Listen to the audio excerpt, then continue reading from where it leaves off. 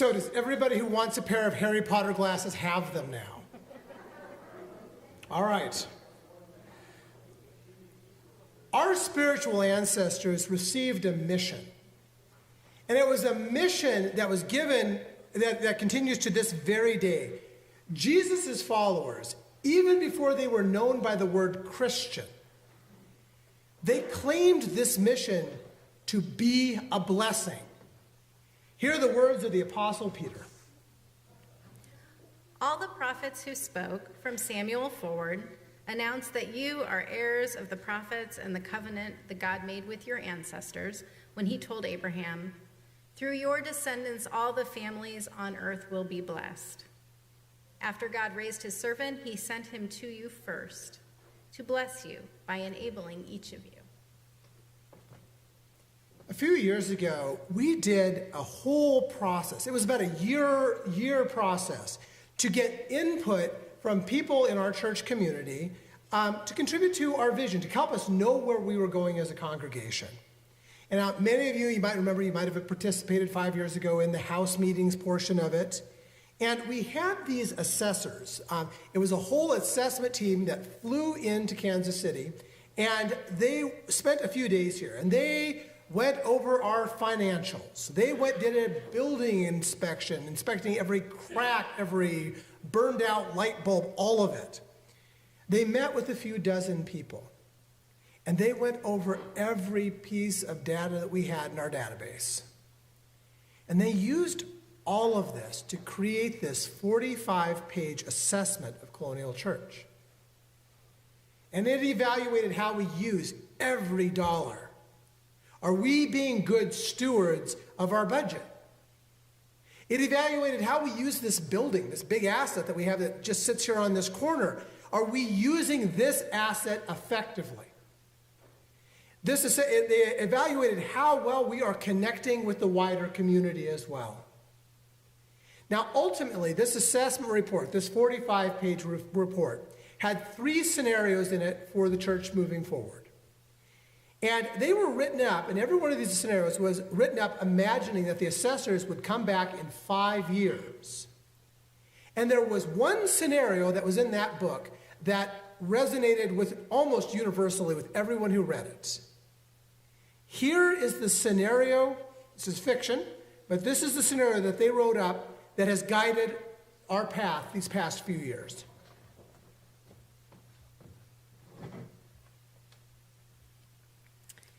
Driving into the Colonial parking lot in the middle of a day on a Wednesday in July of 2019, it was hard to find a parking space. There are a ton of cars here. Many simultaneous activities are going on inside.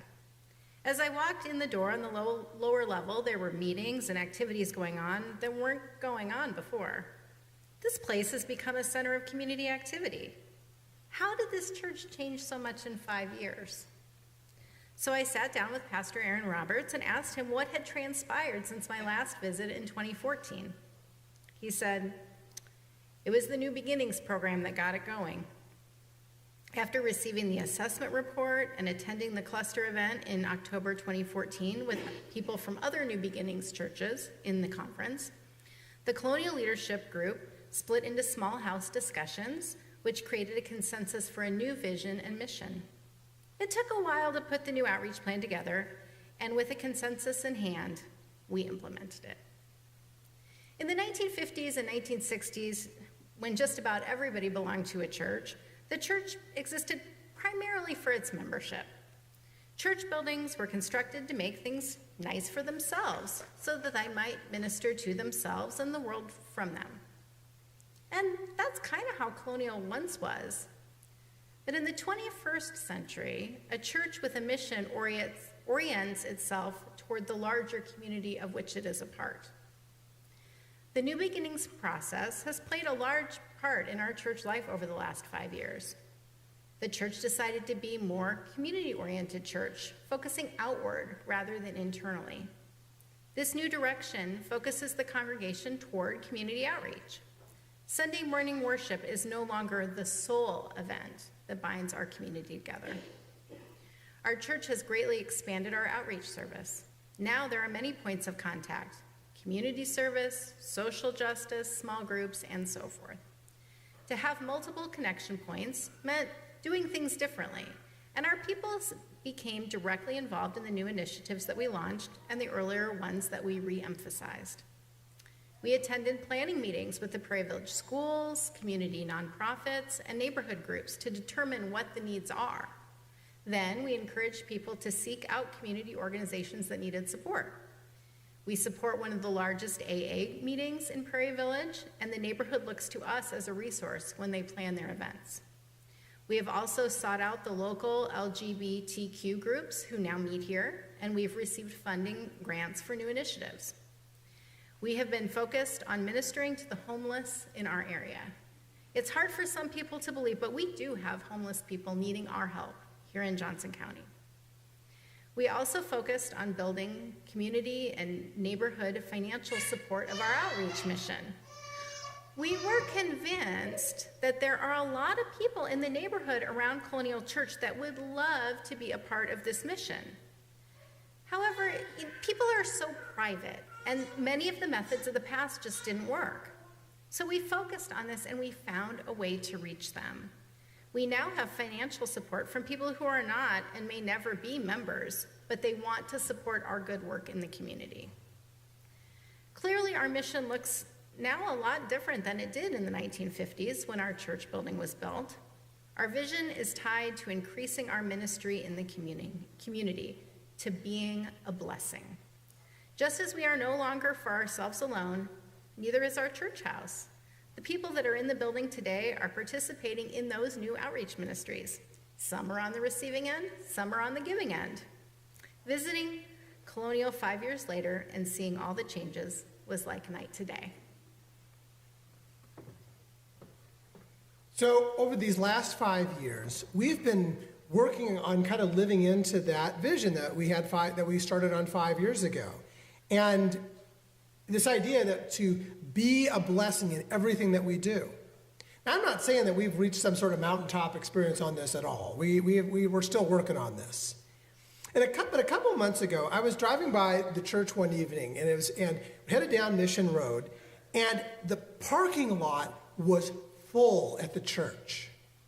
And Carrie asked me, she said, "So what's going on at the church tonight?" I had no idea.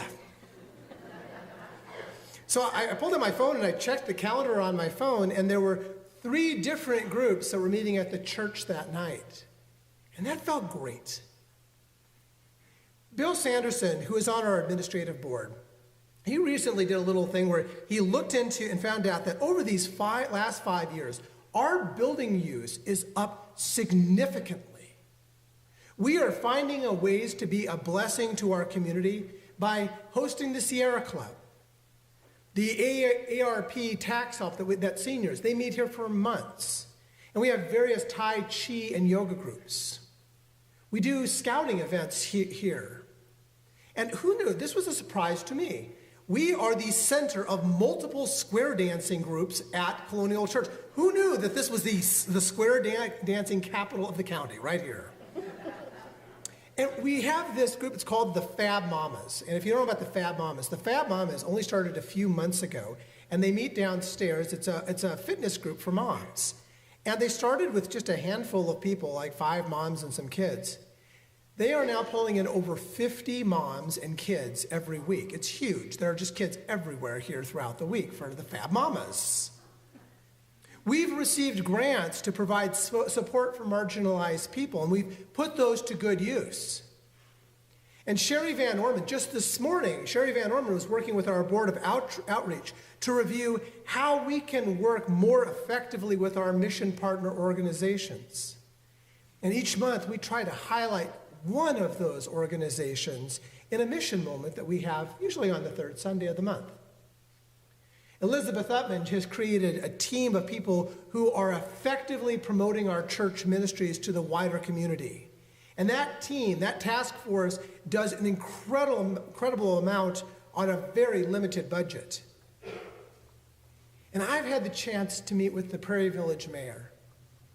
I've met with school principals around the neighborhood, school district leaders, city and county officials, asking them how a little church like ours can be a blessing to them.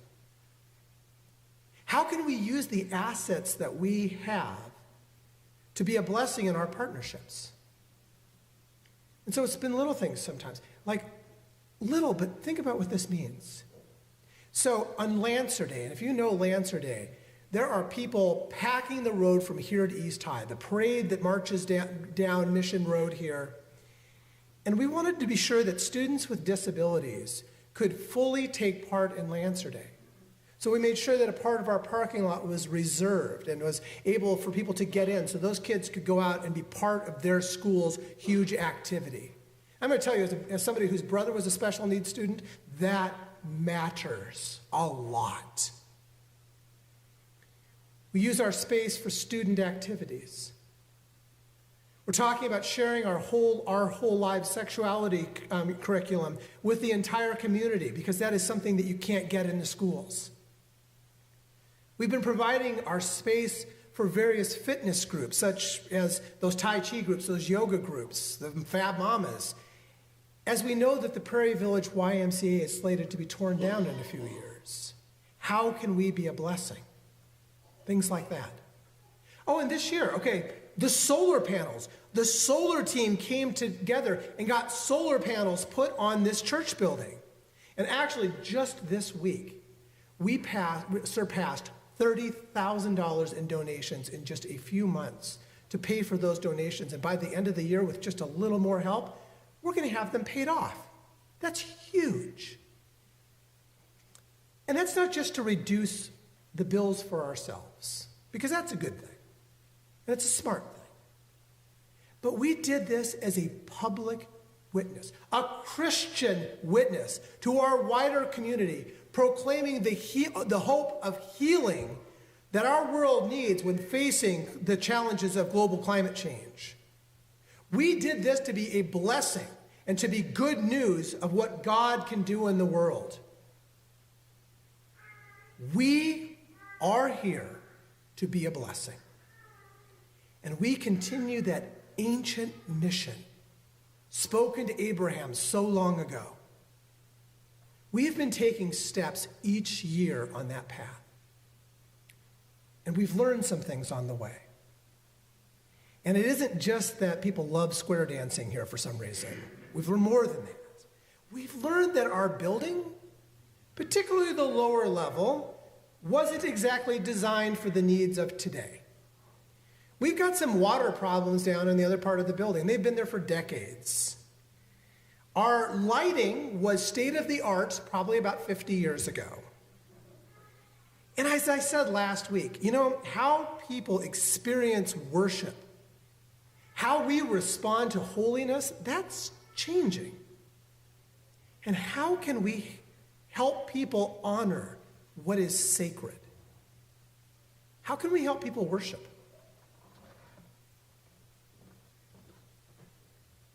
If your vision is healthy, your whole body will be full of light.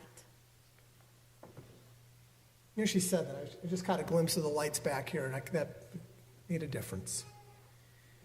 This month is our Healthy Vision Checkup. There is so much light and hope that needs to be shared with the world. And this church can continue to bring the blessing if our vision is healthy. And so next Sunday, we're going to be having our Bizarre Blessing Sunday.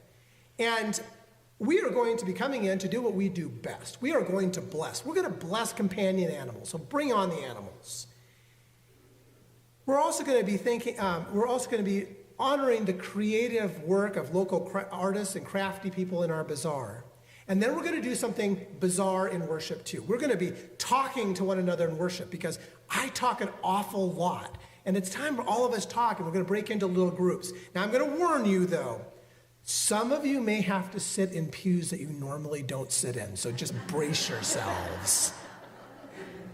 We're going to get all crazy with that. You'll be okay. We're going to talk with each other, and we're going to share our thoughts on where we are on the path that we started a few years ago. And even if this is your first Sunday with us, especially if that is your first Sunday with us, or you haven't been around this church community very long, We need to hear from you because what you think matters. It's from these conversations, it's from those sheets that you have in the bulletin that you're going to turn in, that our church leaders are going to be getting a sense of the health of our 2020 vision. It's from these that they're going to help chart a direction for the potential capital campaign that will allow us to be the best blessing that we can. And then, at our Thanksgiving dinner in just a few weeks, we're going to share the results of our vision checkup and our pledges of support for the coming years.